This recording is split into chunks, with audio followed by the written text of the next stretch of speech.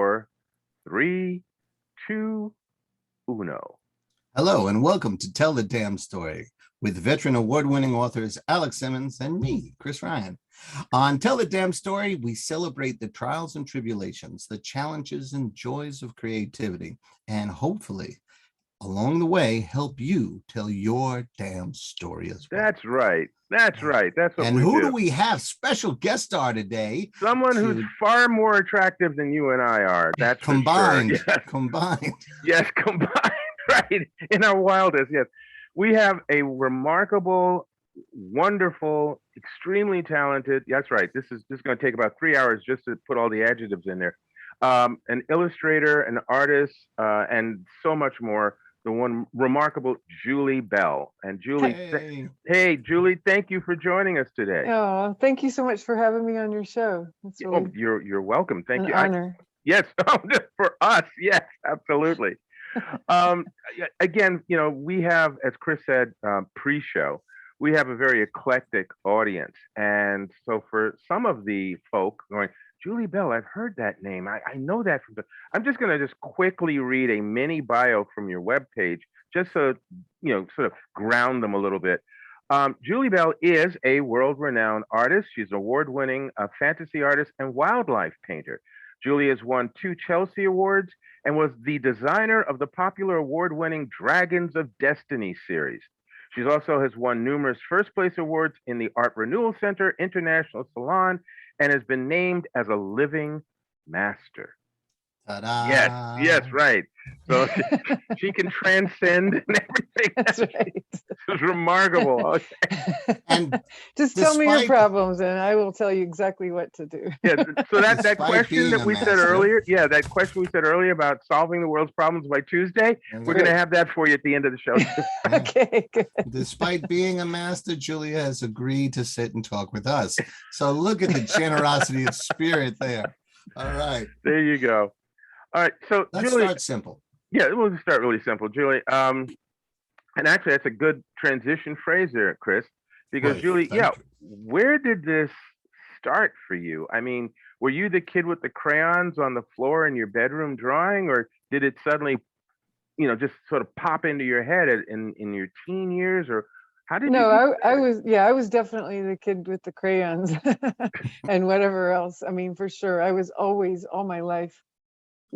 Just art was my thing, and all through school, I was with my friends in school. I was like, that was part of my identity, was the artist. When there was a school newspaper or a friend wanted me to draw a tattoo on his arm or anything like that, I was the one that people would go to. Did you paint the backs of any dungaree jackets or jeans jackets? Yes, of course. Yeah, I did that. Yep. I did that as a kid. Rainbow Rising, Mr. Blackmore's Rainbow. I did that a bunch of times. Yeah. And then like people's jeans also, they had all those back when we had the patches, back in the late or the early 70s, and that I would make each patch like a painting, so it was kind of neat. Mm-hmm. That's fantastic. Where were you born, if you don't mind me asking? Yeah, Beaumont, Texas. Wow, Texas. Okay. Mm-hmm. Oh, okay. Wow. Yeah. Okay. Yep, I lived there until I was about 12, and then my parents got divorced, and my mother moved with me and my sisters to Atlanta, Georgia area. Okay. And I went to like 5 different high schools during that time because we moved every 6 months. Were you always able to find your place as an artist in each of the schools? Absolutely. That's a good hook into school. Yeah. And in fact, when I didn't actually take any art classes in school, and I mean, except for just like everybody taking art in earlier grades, but in high school, I didn't take high school art until I was my senior year. Mm-hmm. And the teacher, they really paid a lot of attention to me and really made me feel like I did have something, worth developing. And I loved it. They would set up a still life and everybody would draw it. And I enjoyed so much just putting the attention into focusing on doing that. And then one of my teachers, I went to 2 different schools during my senior year, so that was kind of weird. But in the second school, the lady the teacher gave me like this really big closet as my own studio. I was the only student that got Wow. that. So that was neat. Wow. Yeah. So can we talk about that for a moment? Sure. Yeah. Yeah. Uh, Alex teaches at the New York Film Fi- Academy, and Oh, I'm cool. a former high school teacher. Oh, So okay. My these sister teaches high moments, school art there you go. also. So Yeah. these moments shine, right? Yeah. Uh-huh. Do you remember how it made you feel when Yeah. someone saw you, when the Yes. teacher saw you? Could you talk about that for a minute? Yeah. Well, like I mentioned, I mean, the reason we moved, my home life was very unsettled and, not stable. And so Mm, it was great to have a teacher that really saw something in me that was, valuable. And she was a really very loose kind of teacher. She didn't have any structure really for most of the class, but she really gave me this space and all the materials I wanted, and really encouraged me to do my art. And there was even a time when they needed some portraits of the other teachers for some kind of special thing, and so she had me do these portraits. And anyway, it really did make me feel like it was something that I could take seriously. Beautiful. And yeah, I mean, honestly, I have to say that definitely got my attention and made me do that. And then I studied art in college, but then I didn't really take myself seriously as an artist until I was about 30 years old, actually. Wow. Yeah, to Can be we like to talk do it about that professionally. gap? Yeah, because in the middle there, first of all, I had my two sons who, I don't know if you know about them, but they're also professional artists at this point. nope. Didn't Yeah. know. No. Yeah, Anthony Palumbo and David Palumbo, Ah, both okay. amazing, um and such amazing people too. But they Congratulations. thank The you. amazing people part is as important as the artist part, Oh, it right? really is. Yeah. Yeah, yeah, it really is. And I think also, even as an artist, like being a whole person is a big, like Oh, yeah. it really makes a difference in your art. I agree. But so I had my kids, and then I got into doing bodybuilding and competing in bodybuilding. And at the time, I always felt like I'm really loving this bodybuilding thing and training other people, doing some of that. And I thought, when I get to be where I'm too old for this, or I'm going to stop doing this, I'm going to get back to my art, because I'd always kind of kept it on the side, but I wasn't really thinking of it in any serious way. And I had done a couple of like children's books for some people, like just some sort of jobs, like little, Right. like they weren't like big productions or anything like that, but it was, still I put myself into it. And so like all these years went by, and and then actually when I met Boris, who is now my husband, Boris Vallejo, that was I was seeing literally a bit of his work. He's you've seen got some his work. potential. Yeah. Yeah, I Yeah, think I've heard the name somewhere. Yeah.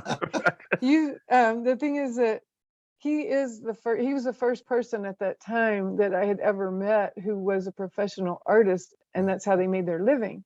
And up till then, I had only known artists that were art teachers, Right. or art hobbyists or things like that. And so to meet somebody who was actually doing that, really made that whole world seem real to me. It's a mind shift, isn't it? It's Yeah, like and real back then people do this. yeah, I mean, now we have the internet, we have interviews like this and things, and people can hear this. And so it is Right. wonderful that they can start to see like, okay, this is a real person, and they have all the same fears that I have, and they thought they were terrible and all Right, that kind of stuff.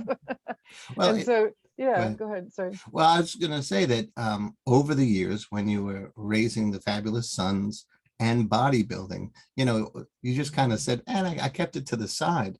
But that is the situation where a vast majority of our audience find themselves. Their life is happening, and they're squeezing in a short story or a sketch or working on a painting, like maybe after dinner, or, Right. So can you speak on that? What kept you coming back to even just keep your hand in? Well, I think it was just part of who I am to do Hmm. that.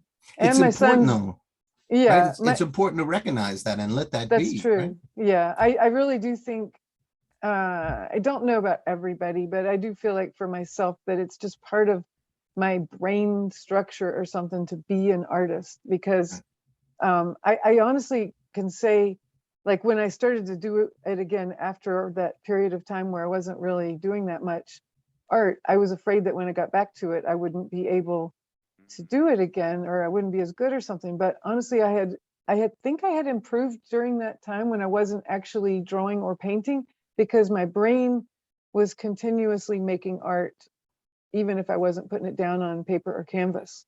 You know, everything I look at, I'm always analyzing, like how the light looks and the colors and whatever, and I'm always doing the art in my head. Right. Well, there's so many different aspects to creativity, and a lot of it is studying, and Yeah. what a great transition, because I was going to say your a lot of your art, as we see here, deals with the body, the physicality. And can you talk about the connection between your bodybuilding and being so great at this? And let me just ask, may I show an image of you when you were bodybuilding? Oh, sure. Yeah, that's Okay, fine. all right. Go ahead. So Yeah. since he segued that way, there we go. Right. Yeah. So, yeah, well, okay. So previous to all these things we've talked about, when I was younger, I also did take a lot of dance, like ballet and modern dance and tap and that kind of stuff. And I did gymnastics, and I just loved those kind of things where I moved, like I was very physically, very athletic. I didn't like team sports where I was running around and, getting hit by other people or having whistles blown at me. For some reason, I don't like that kind of thing. Yeah, geez, go figure. Yeah. But I did love individual things where I could use, the strength of my body and see what I could do, kind of test myself. And I think that background you can see in the poses and even like just the compositions of the paintings. There's a dance-like Yes, flow to physicality. There's a everything. physicality to your Yeah. subjects.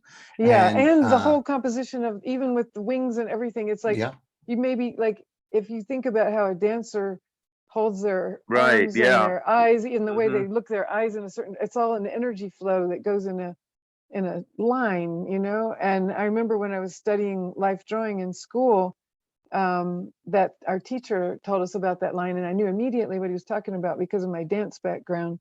So it really does all go together, just to have that body awareness. Right. And plus, when you are doing your art, or probably anything really, keeping your body healthy and not letting yourself just be crouched in your chair all day, which you do that, but you got to learn to take care of your body too, because that is your instrument to be able to do anything. Well, you are very fluid, not only in how you cast the forms of the humans, but also your animals. You are obviously very aware of physical limits and extending and grace lines and all of that in both the human and the animal form. So, I mean, obviously, a lot of what you have been, how you were as a child, what you studied, what your interests were, all filtered into your art, and it's influenced your art, and that's great, and that's what Chris and I talk a lot about when we talk with our students as well as with our listeners. Yeah. Well, thank you for saying that. Yeah, I'm definitely always aware of, like, the way this woman's hair is flowing, and the wings and everything, and it's all kind of pointing in directions that create a flow, and it's kind of subconscious. You don't necessarily think about it unless you're an artist and you're studying that kind of thing, but it's her all arm there. and her legs, and even the way her toes are pointed, all kind of and her eyes, Yeah. Right. Well, that's the other thing too. She is looking at or thinking about something. It's not a vacant, atmosphere there. Like, I'm posing. How long do I have to hold this? We're not getting that. We don't get that from any of your characters. Even the other image I had up prior, the winged, that's and I'm trying to see if I can get that any. Yeah, there we go. I mean, it'll get sort of pixeled after a while, but that's a specific expression. She is looking up at something. She is thinking about something, and I'm going to get to this question later in our interview, but I just wanted to point out that the expression suggests thought in the characters, and that's something that we're going to talk about a little bit later. And if I might add, it's no, clearly, you can't. But go ahead anyway. it's clear that woman has a long-standing relationship with that flying tiger, because there's no way that my face would be that calm if I saw a flying tiger. Well, even if you saw it, it's a different relationship to being on it while it is in flight. And it looks like it's coming towards me. So right now I'm a little nervous. Right. Can we go back to the relationship between, like you said, taking care of yourself and your art? It's kind of a chicken and the egg question. For you, which comes first? Being healthy and working out, does that fuel your art, or does your art fuel your need to work out? Well, I think I'm one person and I have both things just going on all the time. I mean, I don't stop moving for the whole day, pretty much. Seriously, I'm just I need movement throughout my day, and I do a lot of exercise. Like I don't go to the gym right now at all. I stopped going to the gym. I work out with a teacher online that teaches classes at a gym in a different state from where I live. Wow. Because she's just a really good teacher. So I do that like 4 days a week, but I walk my dogs every day, and I do yoga, and I do Pilates, and you wrestle tigers. I wrestle tigers. I gotta keep those in the basement, Yeah. Somebody's gotta keep them under control. Let me just sort of shoot forward a little bit, because we can continue weaving these elements together. So there you were, you had an interest in art as a child. It developed as, organically as you were growing up. You went away from it for a period of time. And I think you said you were in your 30s before you started to see yourself as an artist. And I'm just wondering, okay, so you see yourself as an artist. You obviously have some talent at that point. Can you remember what it was like trying to get your first assignment, or can you remember your first assignment? I didn't get a first assignment. What I did was I did some samples that I painted, like I did my very best to like painting at the time. I did 3 paintings that I felt like I could take out to an art director. Actually, at Heavy Metal Magazine was the first place I went. Oh. And I mean, at the time, in those days, it was very different. This was in like 1990. And so, people would actually go to New York City. They still go to New York City, of course. Right. But Yeah, I've run into a few of them here and there. Yeah. Yeah, right. It's this place in New York State, But anyway, you would go there and you would go to their office and bring your paintings, the actual painting with you, and talk about it, Or sometimes you would just take pictures of the painting, nice big pictures that you had made specially at a really great printing place or something. So anyway, you would take your portfolio to an art director and show it. And so I did that, and she actually bought the rights to those 3 paintings for 3 upcoming covers right then and there. So that was really super exciting when that happened. Yeah, it really was. And so that kind of got me started. And then, once you've gotten one thing, you can take that accolade to a different place and say, hey, look at what I did, But the thing is that you just have to be aware that you are competing with people who are professionals, and they've been doing it for decades. And so you need to see the work that they've done up close. And if you could see it in real life, at a gallery or museum or something like that, it's such a great thing, because then you can see what you're up against, and you got to really bring your work to a level where you feel like it's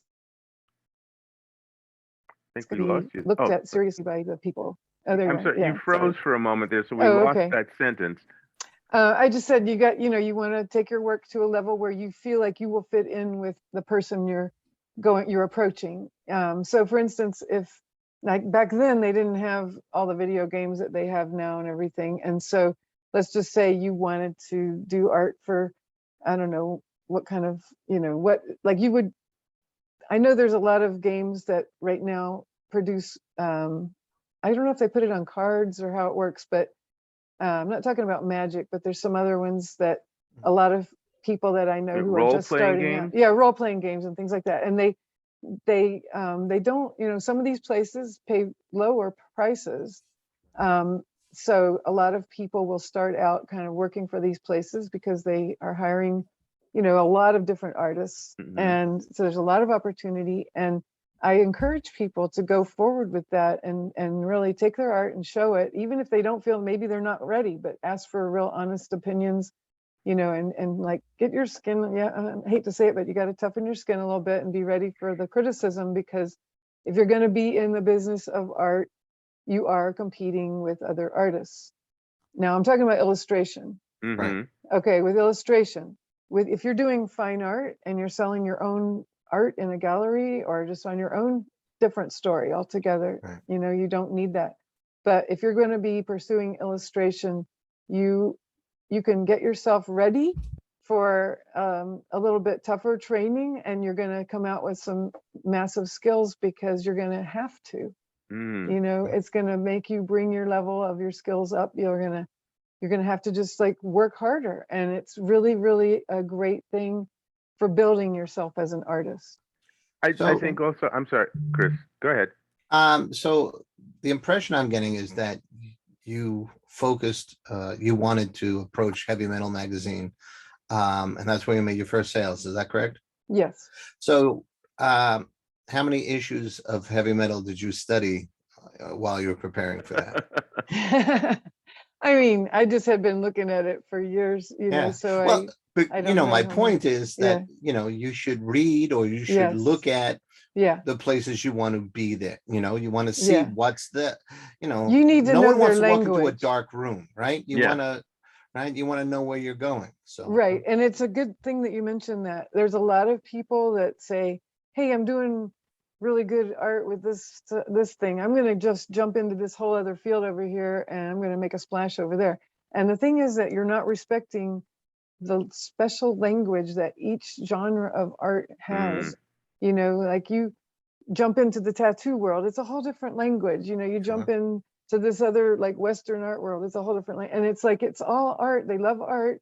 But at the same time, there are little things that you just don't ever think about that they are so comfortable with. So if you're going to be, if you get discouraged, don't get discouraged is what I guess. You got to spend the time. You got to respect that. You got to spend the time learning that language of each genre of art. Yeah. So if we could talk just one last follow-up on this, and then I'm going to go back to Alex doing what he does. Let's talk to the audience about, all right, so you take the big swing and it doesn't work out. What lessons would you suggest they learn, and how would you suggest that, you know, you got a choice. You pack up your stuff and quit, or you get back up, right? Well, So that is your choice. That's exactly the choice. And, you know, that's something that you're going to be dealing with throughout your art career, that you're not going to always get what you want. So, you know, you're going to get people who love it and people who aren't into it. Right.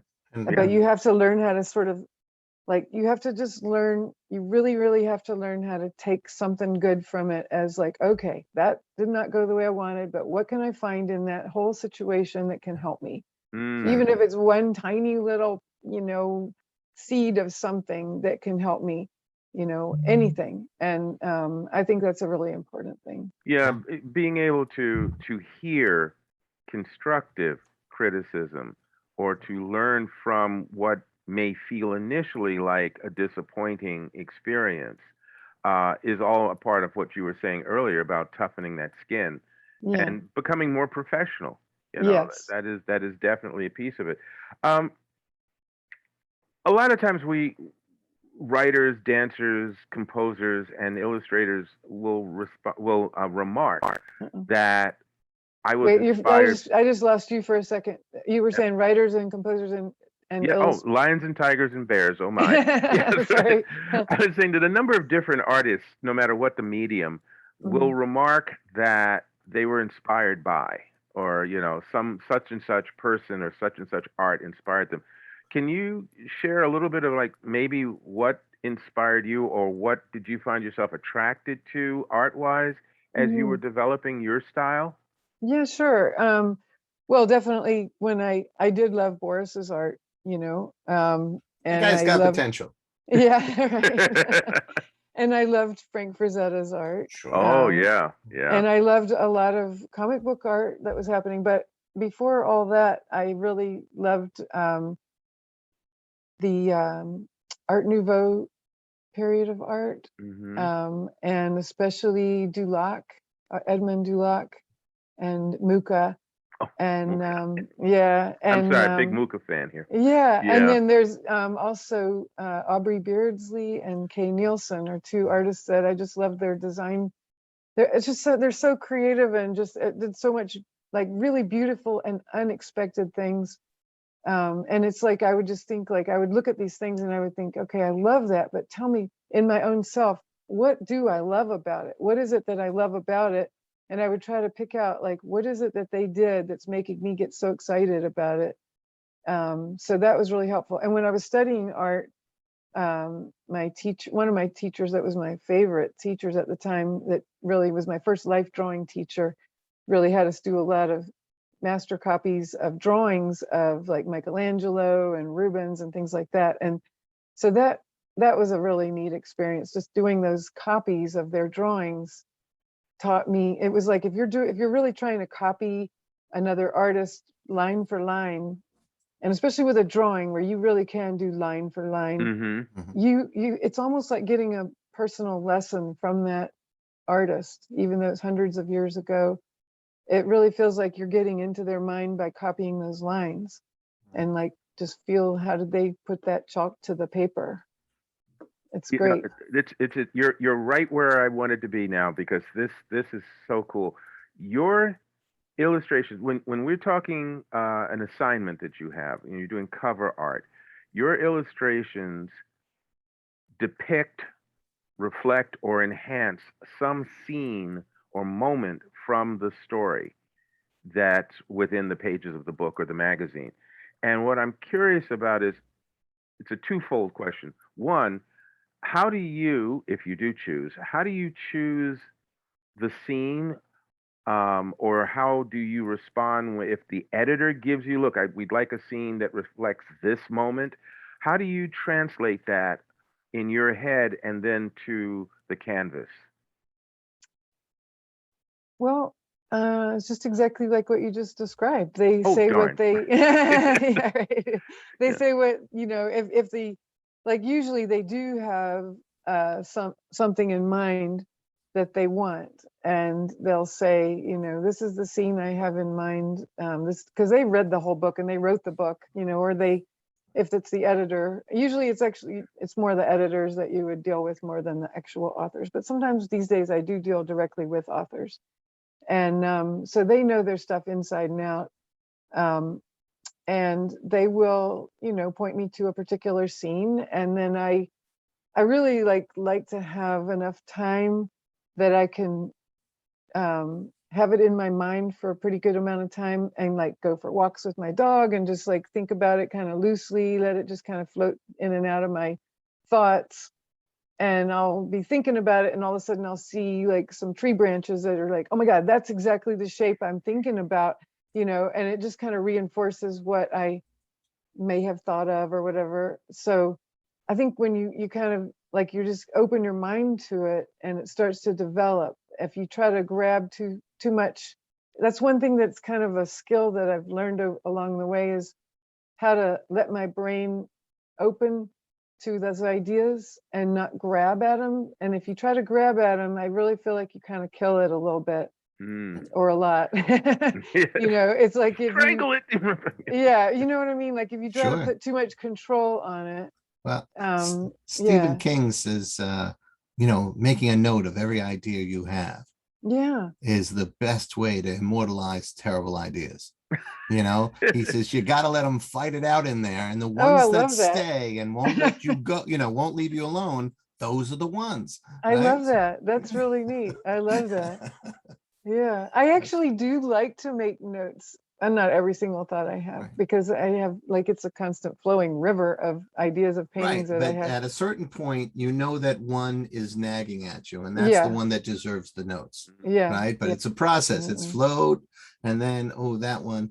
And then you make a note, but then you let it float back around, and you see the branches. And like I might leave it for, like, sometimes I have notebooks and sketchbooks and things where I did something years ago, and I come back later and now I'm a different person at this point by looking at it, and I'm like, oh, now I know what to do with that. It's only been 10 years, but I've got it now. And So- you're doing it. You're doing it again. You're doing your perfect setup for the second half of that other question. Which really, this is brilliant. I could just sit back and let you roll. You know, the I said that you in your illustration will depict a scene from the story. A lot of your illustrations are stories themselves, going back to the expressions of some of the characters. This character, the reclining woman on the rock, the one sitting on the tiger's back, even Flying tiger. that male, yeah, that flying tiger, the male creature Scary with the long flying nails, the expressions on their faces, and the circumstances of the environment you create sets up a story in my mind, even if it's not intended as a cover for something.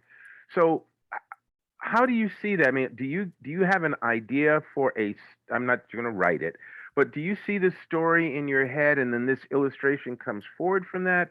Or is it just a series of elements that you want to piece together that creates this image? What is it for you? It actually happens both ways that you just described. Most of the time, the second way. But sometimes I do have a specific idea and then I make it into a painting. But most of the time, I have something of an idea and I just get started and see, like it's like it makes me think of something else. It makes me think of something else. And it just kind of builds. And as I go along, it's really and truly, it's just like a dream. When you have a dream at night and then you tell the story to somebody, and as you're telling it, you realize what it means to you. And it's just like that. So, all these things that just, even if you do something supposedly random, it's coming out of you. And if you keep messing with it long enough, it's going to take on it's going to have more meaning that's more personal to you the more you work with that. So Gotcha. I kind of like to do that. I like doing, I feel like when I do that, it's a self-discovery thing and I really enjoy that.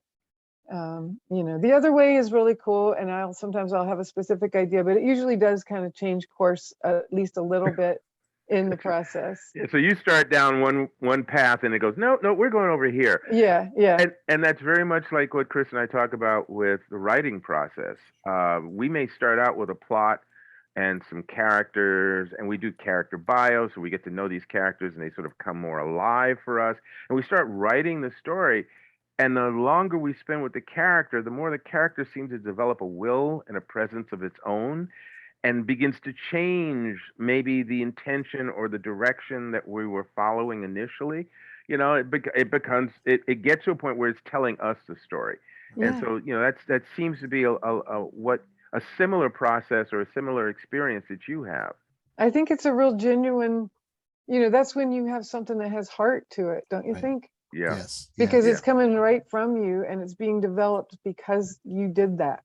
Yeah. Right. I mean, if the character is just laying there on the canvas or just going through the motions in the story, then it's a study. Yeah, then it's a study. Study, right. Then you're making a visual study, and there's nothing wrong with that. You're practicing your skills. Right. And doing that, a lot of times while you're doing that, your brain's still thinking and maybe something will come into it. Right. And then there's that moment where, like you said, it's telling itself, or it's I don't know if for you it's the painting is painting itself, but for us the characters are driving the story or arguing with us if we think they should do this, and you can just feel that it's got to go somewhere else. And like you said, if you open yourself to that, that's when that spark that you can transfer from the artist to the recipient, whether it's a reader or a viewer of the art.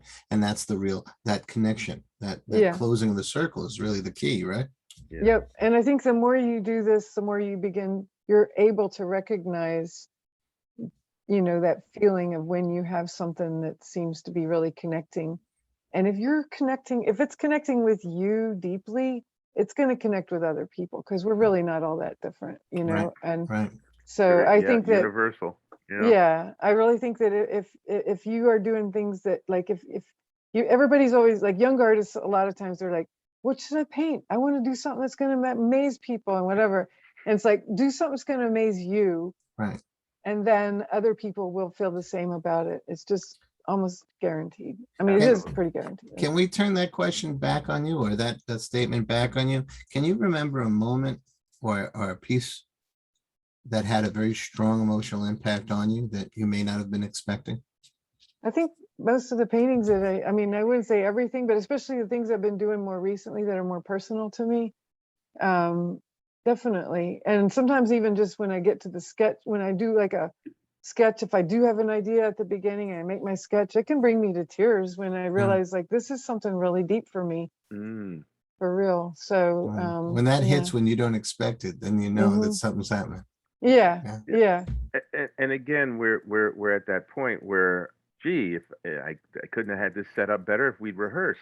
Right.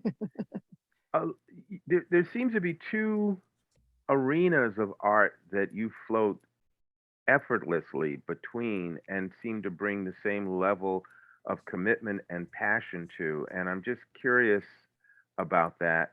One is this sort of remarkable fantasy world that you create with flying tigers with butterfly wings and bizarre creatures in strange worlds.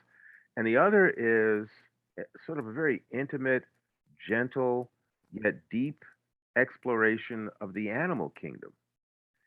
And I'm just curious, where does that come from for you? It's just a serious love of life and the magic of this universe and the beauty, serious love, like deep love of that.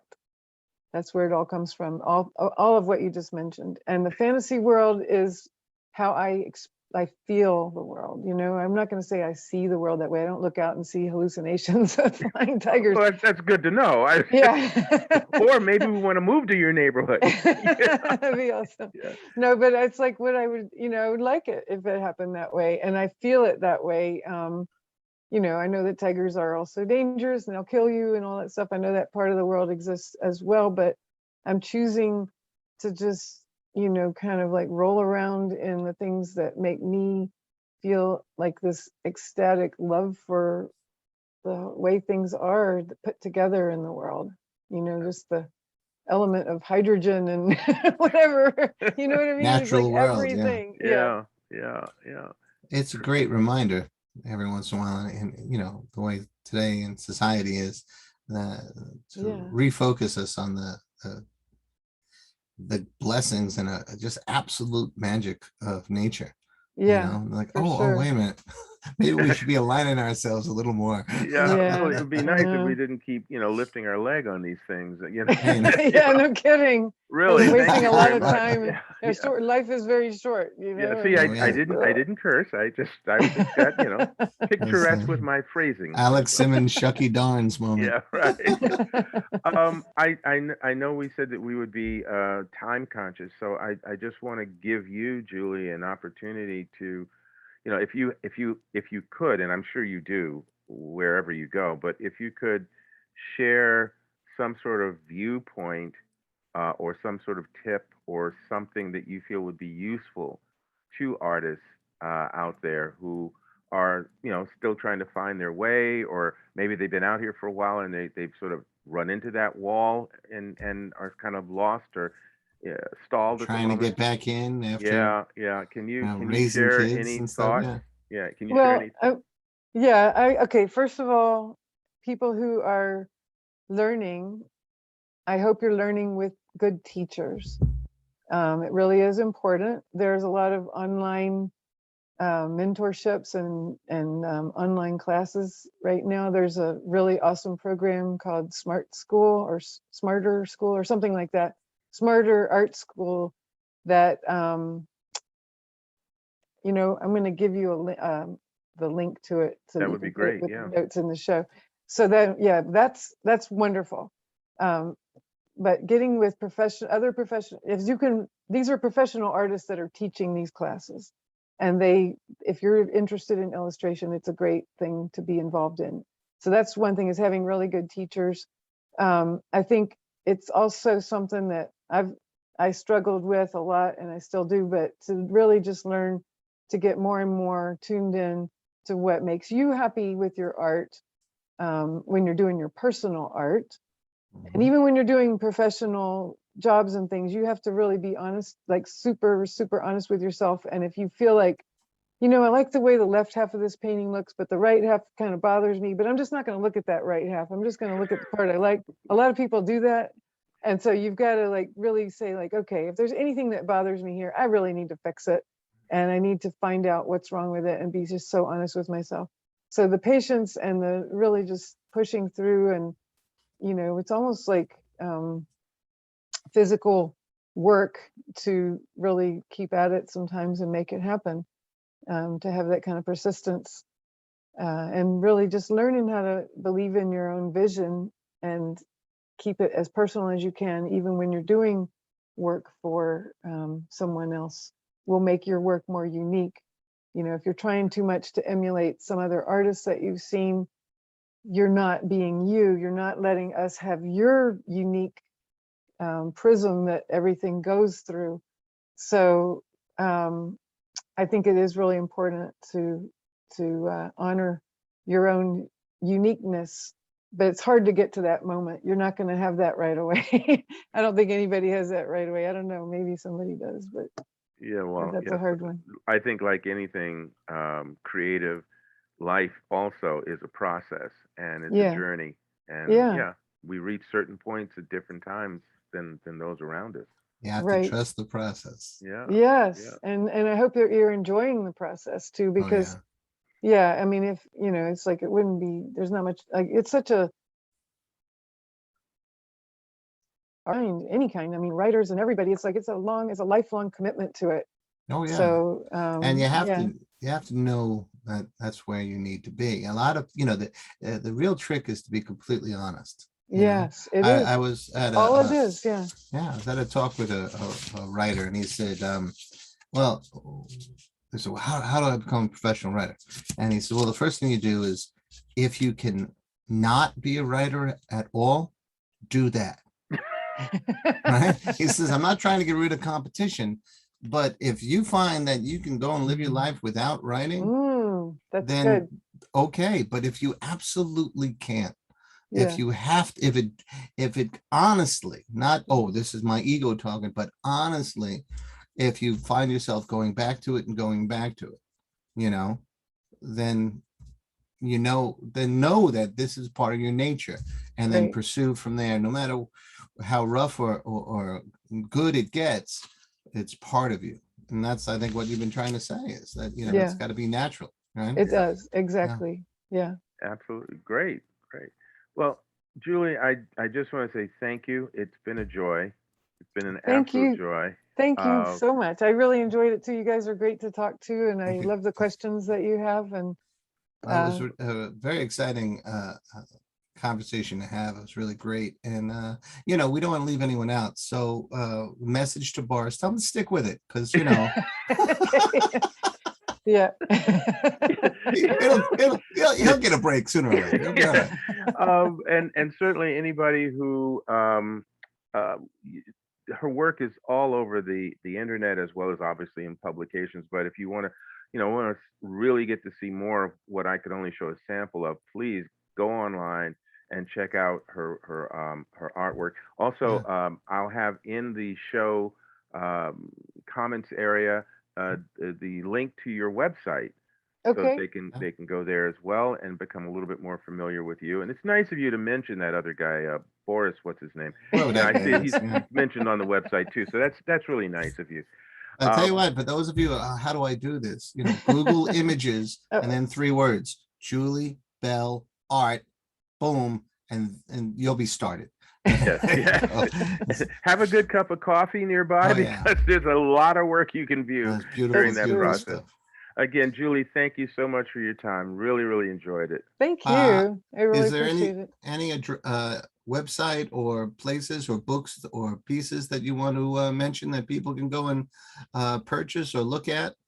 Well, not right now. I mean, we have books that were printed a little. I mean, we haven't had a new one in a few years. We are going to have our calendar. We have a calendar every year. All right. Boris and Julie calendar that's published by Workman I've had a Publishing. few of those. Yeah. Mhm. Yes. And our new one will be released in the one for 2022 will be coming out in October. Oh, So just I'll in be a few posting weeks. about that. Yep, I'll Yeah. be posting about that when that takes place. Where can people find you on social media? At Instagram, I'm Julie Bell Artist, and on Facebook, I'm just Julie Bell, and that's the two things that I do. So There you go. Excellent. yeah. I'm just Julie Bell, and I do Just it very Julie well. Bell. That's right. Okay. Just Flying Julie. tigers, ladies and gentlemen. Right. Okay, and Chris, as always, a pleasure. Good Always time my honor, talking sir. to you. Julie, again, thank you so much. Thank you for your And time, Julie. everybody else, just remember to, for whatever bizarre reason, keep trying to tell your own damn Damn story. story. That's it. Bye-bye, Definitely. everybody. Thanks again. Bye. Take care. Thank you. Peace. Bye.